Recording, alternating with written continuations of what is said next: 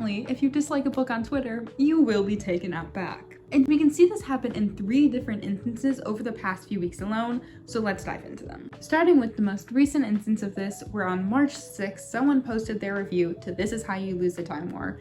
And they did actually delete this post, but I managed to find it through the actual reviews of the book. So that's where I'm reading it from. In their review, they said, 1 star. I don't think I've hated a book more than this one. I don't consider myself a dumb person, but reading this was the most infuriating experience. Is there a plot? Maybe somewhere buried under heavy prose that doesn't say anything. The Time War is never explained in any concrete way, which makes the title meaningless. You have to really dig and make assumptions of the world building, because the authors sure don't do it. There was 1 or 2 lines / paragraphs that were cute in the letters, but overall the romance felt extremely flat, and there was no explanation for why it even happened to begin with. People who give this book 5 stars must want to be the most pretentious literary people and are lying to themselves and others. Considering how much Twitter loves this book, man, they were not happy about this review at all. Now, of a few of the responses I saved, I saw a few people saying how just because a book has flowery prose doesn't make it pretentious, and they were posting lines from the book and being like, this romance is flat, or you didn't like this or whatever. Some people talked about how it's not a plot-based book and it's a character-based book, and how people need to understand the difference between those. I also saw a lot of posts just saying how they didn't like how the original poster was attacking others for liking it, or it was okay that they didn't like it, or that they didn't like the romance or the plot or whatever, but the fact that they were calling other people pretentious for liking it was where they didn't like the post. When I first saw this post, I had actually not read the book, but it's been on my list for a while, and I decided with this controversy, I might as well read it. In seeing how hard people were coming for this book, I expected to be like, oh my god, I can't even believe that Opie said that. I can't even believe that they would rate it 1 star. And I expected to fall on the extreme of people who liked it, but I'm actually just kind of in the middle. I think in the end, I personally would rate it about 3.5 stars. And reading the review back, I still do agree with a lot of the original poster's opinions. For me, yeah, there were some good lines, but the romance did fall a little bit flat. Listen, maybe it was my expectations for it, which we will get into in the next review, but maybe I expected too much. But it was just kind of, okay. Reading it, I can also understand some of the problems with the lack of plot and how it is more just the Time War isn't really explained. It's more so just the characters and the romance of it. Because if you weren't expecting that, I could see how that would be very jarring, especially considering most fantasy books, or at least most of the books I read, are very plot focused. This is the only book of the 3 we're going to talk about that I read, and I honestly think that makes me have a much more milder opinion of it. I think if I loved or hated the book, I would either be like, yeah, this person has some points, or I'd be like, oh my god, I can't believe they said that. It's reading the review back, it's they weren't even that mean. It just kind of felt honestly, what this did was it gave the people who do love this book and the people who do hate this book space to talk about their opinions, which I guess is what book Twitter is about. But I don't think we needed the interaction between those 2 groups as much as we saw. But the second instance has to do with the Song of Achilles. Now this happened at the end of February when user Dragon of Lemons posted 1.5 stars, and they started the review saying, you people would hype up anything, wouldn't you? And I'm not going to read the full review here. I'll read this last paragraph, which they said, I was going to say that it was a good book and that I'm giving it such a low rating because of my expectations were too high for it. But looking back, I never should have trusted you all in the first place. I blame myself. I was really looking forward to reading this. I really was. Now I'm just disappointed and mad at myself and everyone. And in the rest of the review, they mostly just talked about how they didn't like some of the more explicit scenes or some of the character dynamics. And once again, people did not like this.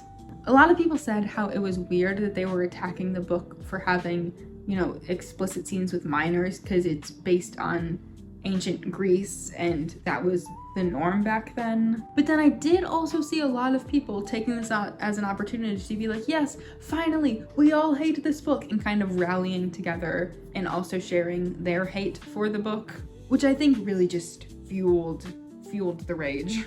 And then some people were attacking them for, being like, oh my god, you're criticizing, YA and, books with 16-year-old characters for, just being YA. Like, if you don't want those things, don't read those types of books. And now, like I said, this is a very popular book. It's sold over 2 million copies, so a lot of people have read this, meaning a lot of people have opinions on it. I think a lot of the people who were hating on this negative review were trying to find fault in it. They were trying to say, oh, you don't understand, the 16-year-old explicit scenes, but it's, ancient Greece, and it makes sense that they're in there, and you not liking it is irrelevant because, you just don't understand it. But they're only doing that in an attempt to solidify their own appreciation of the book, which we saw in the This Is How You Lose a Time War one, because they were like, you think the romance is flat? Look at all these quotes. It's not flat. You're actually wrong. And I mean, trust me, I've been there, where I love a book and I read the reviews and I'm like, dang, these people have a point, or like, you feel like you have to justify your own love for the book just because other people hate it. And at times, someone disliking a book, like, it feels like a personal attack.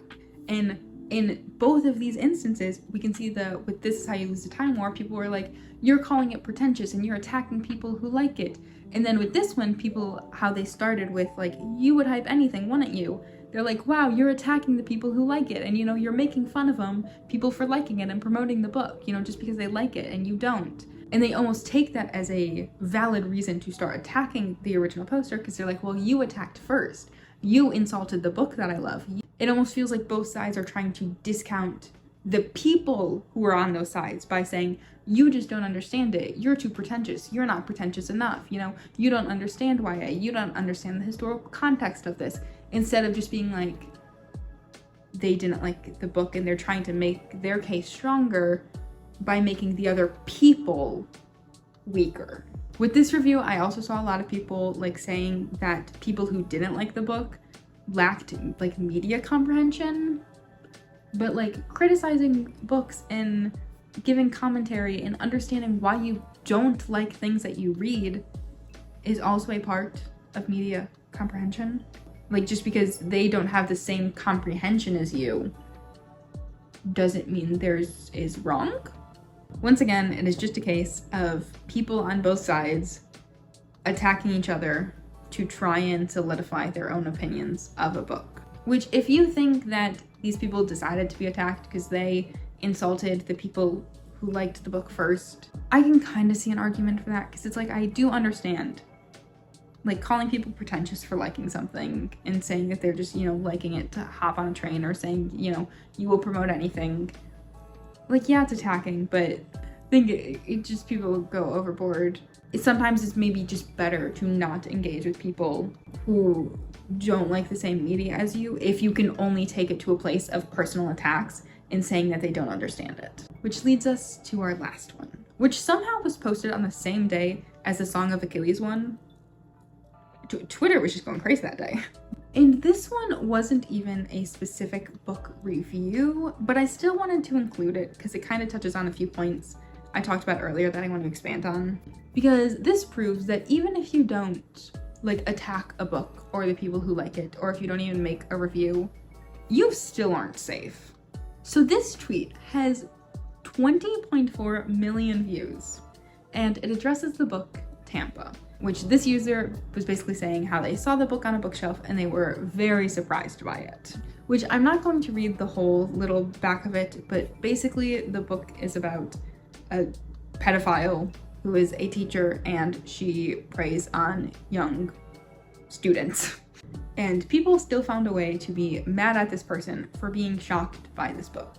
A lot of people were dunking on them and once again saying how this user lacked media literacy. People said things like, not everything is a romance book, and it's not romanticizing this, it's just going into depths about these themes and just discussing these, and it's more of a horror than a romance, and the people who were shocked by this just didn't understand that. Just a lot of people saying, if you were shocked by this book, you lacked media literacy, you just didn't understand the book, you only like romance, that not everything has to be, you know, has a protagonist hero that you're supposed to root for. But I actually never saw anyone being like, oh my god, every book is supposed to be a romance, or like, how could they make something that's rooting for, you know, a pedophile? Or like, just most of the people that I saw being shocked or not liking the book were just like, wow, that's surprising, those are dark themes, you know? Like, I'm sure there were some people who were like, I can't believe that there's books out there that are romanticizing pedophiles, which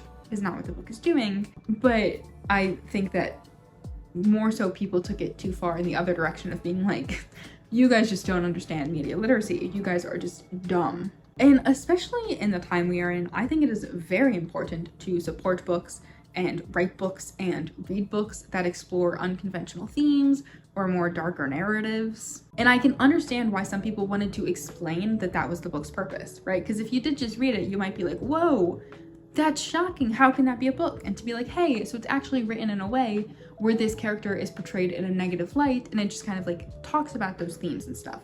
Like, I think that that's a good response. And I did see a lot of people saying that. A lot of people who even read the book and were talking about how it impacted them, or how, you know, the back of it is maybe not a true depiction of everything that it talks about, or the full narrative. But I think that this user kind of conveyed my own thoughts very well. They said, I think some of you need to calm down for a bit, because I promise you, not wanting to read a fiction novel with deeply graphic and sensitive themes isn't automatically promoting intellectualism, especially when there's various other materials to explore the atrocities of pedophilia. So many of these people just assumed that someone not liking a book for whatever reason, or for someone being turned off by the thought, not liking characters, not liking certain scenes, meant that they lacked media literacy, or that they didn't understand, or that they, you know, were promoting anti-intellectualism. And I just don't think that's the case. I don't know. I'm in the mind that when it comes down to it, let people dislike books, okay? People need to read more. People need to read more and read. Please read. Please, I do not think that book Twitter, where people are reading and discussing books, is maybe the best place to say that people are promoting anti-intellectualism. Like, I think that there are a lot more places in the world where that is relevant and that is the case, and we do need to work on media literacy. But I just don't know if, like, the book community, the people who read a lot of books, is like the biggest target of that. Which I'm not saying that there isn't that. No matter what they're reading, I think it is better than not reading. Do I think you should only read self-insert material? No. Do I think you should only read super graphic depictions and narratives that really explore darker themes? No.